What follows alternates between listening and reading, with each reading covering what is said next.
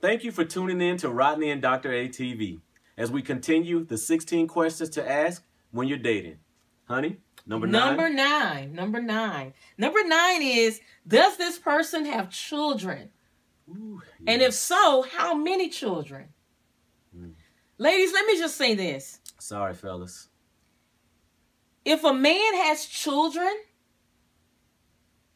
you want to know, is he spending time with these children? Because to me, time is even more important than money. Definitely. So the question that ladies need to ask is, if he does have children, how many children, from how many different people, and how much time is he spending? Does he spend any quality time with these kids? Right. The next question is, does he financially support these kids? Because we all know that it does take money to support a child. Yes. And the reason this question is important is because if he's not taking care of his children from somebody else, what makes you think that he's going to take care of children from you? Absolutely. That's a very important question. Very because important. if he's not taking care of them, he's most definitely not going to take care of yours. That's right. And that's question number 9. Question number 10 is, what do I know about his or her past relationships? That's a big one. Because a lot of times when you get into a relationship, you're going to hear what the other person did wrong. You're never going to hear what he or she did wrong. It wasn't my fault. Right. It was his fault, or it was her fault. Yes. And you need to own up to whatever it is that happened in the relationship. Because we already know that you're not a perfect person, but you need to know why this person's past relationships didn't work. And how many past relationships has he been in? Yes, yes. And I have to say this, and this is men and ladies. If you are in a relationship with someone that never wants to discuss their relationships, never wants to talk about what went on, and all they can do is bash the other person, that is a huge red flag. Because like Dr. A said, nothing is ever 100% somebody else's fault. Even if you were 5% at fault in that past relationship, own your 5%. Exactly. If you were 20%, own that 20%. Be man or woman enough to say, this is what I did in a relationship that may have contributed to its downfall. If they never want to talk about their relationship, that is a huge red flag. Because ladies and gentlemen, I'm not saying that when you go out seeking a mate, that they have to be perfect. Right, right. But if you acknowledge and you validate your issues, your junk in your trunk, then you can deal with those things. That's right. You may be able to even go seek counseling so that those issues don't come into the relationship and negatively impact the relationship. That's right. So that's important. That's right. Number 11. Does he have the shuns? Oh, Lord. Break them down, baby. Does he have transportation? Come on. Does he have an occupation? Come on. Does he have motivation? Come on. Does he have determination? Yes. Those are important. Yes. To me, one of the most important shuns is occupation. Because what you're looking for is, does this person have stability? Right.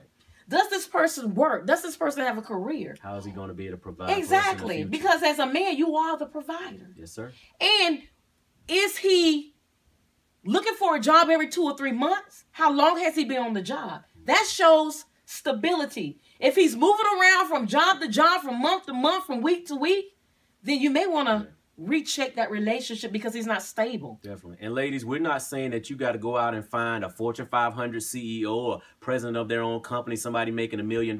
But again, that occupation and that motivation goes together, that determination, because does he have a plan? Right. What's his future goals? If you got a plan where you starting out working at a small time place, but you're in school to further your education and one day look to get a business degree or get your own entrepreneurial business and do that thing, then I can walk and work with you all day long. But if your lifelong goal is to be in a minimum wage job where you have no responsibility and never able to move up, what is that going to mean for your household and for your family in the future? So it's not trying to knock anybody or dog anybody, but you have to see some type of vision in that person before you link yourself up with them. Exactly. Because again, ladies, if you're thinking about marriage or marrying this person, you have to think about his role as a man, his role as a husband. And one of his roles is to be the provider. He's the leader of the home. He's the leader of that household. And you don't want to be a person that, you don't want to have a person that you have to take care of because he's no longer a man. He becomes a child then. He's someone that you are taking care of. So you want him to be able to bring something to the table. Absolutely. Number 12. what are my non-negotiables? What are his non-negotiables? And what that is what is something that you're not going to budge on? That's right. What are your expectations? That's right. What will you not tolerate? And everybody should have something. Exactly. You need to have a standard and set that standard and stick to it. Don't let anybody ever tell you your standard's too high. Exactly. Girl, you asking for too much. Dude, you looking for too much. Who can tell you what your standards are? You can put your standards wherever you want them to be, and then when you set them, you maintain them there. Because as soon as you start to let them down, as soon as you start to settle later on in life, you're going to have some problems. Exactly. All right. Number 13, and this is a very big one as well. Have you tackled your monsters? We kind of dealt with that before. Yes, we did. Yes, we did. What we like to always say is, are you the person that you're looking for? Exactly. Because that's what you really have to think about. You want to go out and I want him to have this, and I want her to look like this, and I want him to be going in this direction, and I want her to go in this direction. But what about you? Have you looked on the inside of yourself and dealt with all the baggage, all the junk in the trunk, as Dr. A loves to say, that you have going on? Because we all have a suitcase. Everybody is dragging something around. Your past, your upbringing, everything that you've dealt with in past relationship is following you, and you're carrying it around every single place that you go. So if you never acknowledge them, if you never deal with them, then you're going to continue to bring that same thing into your next relationship. And then you begin to judge him like your last boyfriend, and you begin to judge her like your last girlfriend. So the first thing you have to do before you even go out looking for someone else is deal with the things on the inside of you. Make sense? Deal with the self-hurt or the past hurt in relationships, the guilt, the low self-esteem, whatever it is that you're carrying, deal with those things because they will come in and cause a negative impact on that relationship. Definitely. Number 14, how does your partner handle money? Woo! Are they savers or are they spenders? Money, money, money, money, money. This is a big one because people think that money is the number one cause of divorce. It's actually number 2. Because the number one cause of divorce is communication. And you have to look at your mate, man or female, whatever, and determine how they handle money. Are they somebody that will go out and put new rims on their car and not pay their rent?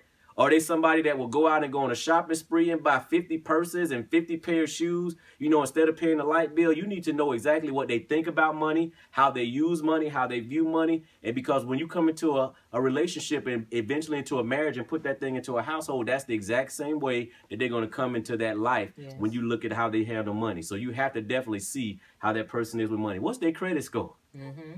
How much debt do they have? What's their debt to income ratio? All of those things are questions that you should be asking when it comes to how your male or female partner handles money. If the person that you're dating does not want to talk about money, then you may need to reevaluate the relationship because there's something there that they're trying to hide. Definitely. And just because a person is not good with money, that doesn't mean that they're not the perfect mate. No. But it may mean that you need to go to some classes. Dave Ramsey does a great class on financial planning and financial management. And or maybe both of you need to go because you both are doing poorly with you know, financial management or money management. Definitely. Number 15, have we fully disclosed our medical histories, both physical and mental? And this is a big one because the physical things, of course, you could go and get checked out, and everybody should. You should go together and get all the checks, HIV, TB, all of those things. But it's that mental thing, and that's more Dr. A's, you know, area of expertise. So I'm actually going to let her expound on that. Why is getting your mental histories so important? Well, let me just go back to the physical, too, because a lot of diseases are genetic. So when you're talking about a relationship or marriage, you may want to have kids. Right. So you want to talk about what genetic problems are in my family or what type of medical problems that we have in our family so that you can decide whether or not that you really, really want kids. Because some genetics and some diseases and some physical ailments follow you down that bloodline. Right. And some of them don't have cures. So you have to weigh your pros and your cons when you're having children. Definitely. The second thing when we're talking about mental illnesses, we find that mental illnesses are also genetic. Definitely. So if there's a history of depression, schizophrenia, psychosis, or anything like that, you may want to discuss that with your mate and decide whether or not you want to bring children into the relationship because it may negatively impact your bloodline, your genes, your children. And I know what some people may be thinking, well, I don't know if I want to go that far into my business, and I don't want him or her looking at me weird or thinking something's weird with my family. The thing that we always talk about is you cannot take away anybody's choice. You have to disclose all of that information. You have to let that person see exactly who you are, what's in your family background, because they have to have that opportunity to choose and decide whether they want to continue that relationship. If you steal somebody's choice later on, it's going to come back to bite you. You have to be upfront and be honest with that person, just like you want them to be upfront and honest with you, so that you have the opportunity to choose whether or not you want to continue to be with them. That's right. And last but not least, number 16, what is their vision for the future? And do they even have a vision? The Bible says, write the vision down and make it plain. It says the people perish for lack of vision. That's right. Do you have a person in your life that has a vision? When you're sitting down, when you're going out on dates, those are the things that you should be talking about. Yeah, she's pretty and fine, and yeah, he looks good, and his suit is nice, and he smells good. But man, what is your 5-year plan? Where do you see yourself 5 years from now? Sweetheart, what do you want to be doing with your life, 5 years down the road? What is the vision that you have for your life? Because don't get crazy and think that just because this person has a vision to go down here, and I don't really want to go that way, I want to go that way, you're an individual.